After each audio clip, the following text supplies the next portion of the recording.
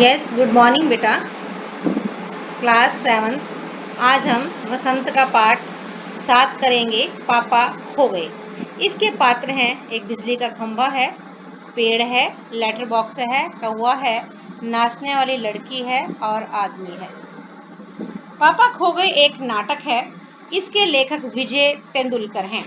इस नाटक में लेखक ने निर्जीव वस्तुओं को सजीव मानकर इनके जीवन के कष्टों एवं समस्याओं का वर्णन किया है।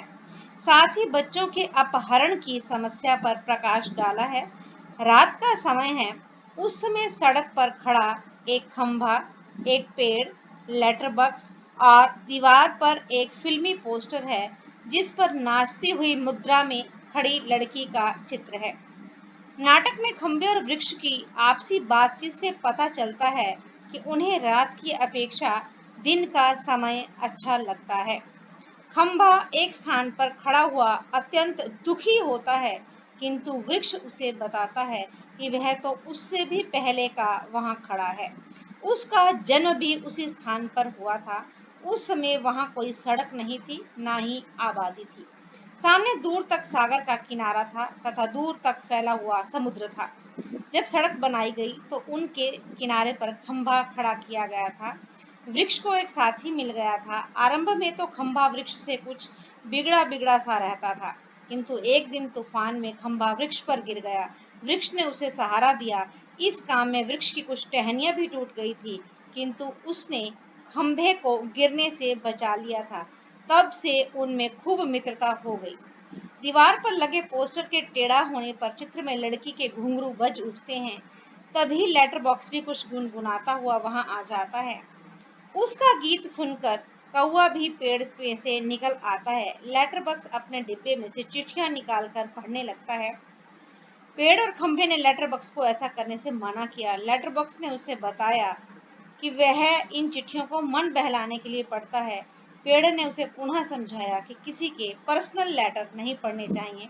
तभी किसी व्यक्ति के आने की आहट होती है और सभी चुप हो जाते हैं। सबने देखा कि एक व्यक्ति किसी छोटी सी लड़की को उठाकर ला रहा है। उसने उस बच्ची को नशे की दवा भी पिला दी थी ताकि वह जल्दी ना जाग सके। उस आदमी को भूख लगी हुई थी। वह उस लड़की को वृक्ष के नीचे लिटाकर कहीं रोटी खाने चला जाता है। अजनबी आदमी के जाने के बाद खंभा, पेड़, लेटर बॉक्स और कौवा लड़की और आदमी के विषय में सोचने लगते हैं। वे सभी अनुमान लगाते हैं कि यह आदमी इस छोटी सी बच्ची को उठाकर लाया है। हमें इसी किसी तरह बचाना होगा। उन सब की आवाज सुनकर वह लड़की जाग जाती है तथा हैरान होती है कि वह वहां कैसे आई।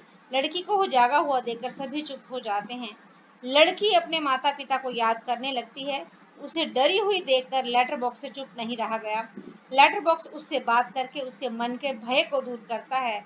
वह उसका विश्वास जीतता है और उसके घर का पता पूछता है, किंतु लड़की को अपने घर का पता मालूम नहीं था। इस बात से सब परेशान हो गए कि अब क्या किया जाए। लेटर बॉक्स ने सबसे पहले यह विश्वास दिलाया कि ये सब भी आदमियों की भांति ही बोलते और बातें करते हैं। लड़की को भी उनका इस प्रकार बोलना अच्छा लगता है। थोड़ी ही देर में वह उनके साथ घुल मिल जाती है। वे सभी मिलकर खेलने लगते हैं। उन्होंने मन में निश्चय कर लिया कि लड़की को उस बुरे आदमी से हमें बचाना होगा। कुछ देर पश्चात बच्चे उठाने वाला बुरा व्यक्ति आ जाता है। उसे देखकर सभी चुप हो जाते हैं।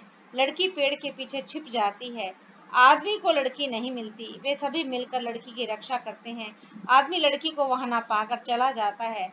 उसके जाने के बाद वे सब खुश होते हैं। लड़की खेलते खेलते सो जाती है। लड़की के सो जाने के बाद वे सब एक बार फिर सोचने लगते हैं कि उसे उसके घर कैसे पहुंचाया जाए। कौवा उन्हें लड़की के घर का पता लगाने के लिए उपाय सुझाता है कि पेड़ और खंभा एक दूसरे के ऊपर इस प्रकार झुक जाएंगे कि लोग सोचेंगे कि यहाँ कोई दुर्घटना हुई है।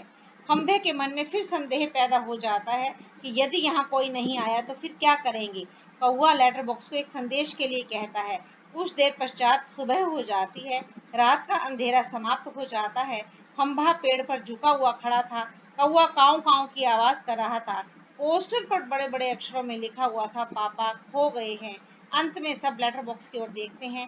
वह सबसे कहता है कि जिसे भी इस लड़की के पापा मिले वह उसे यहाँ ले आए।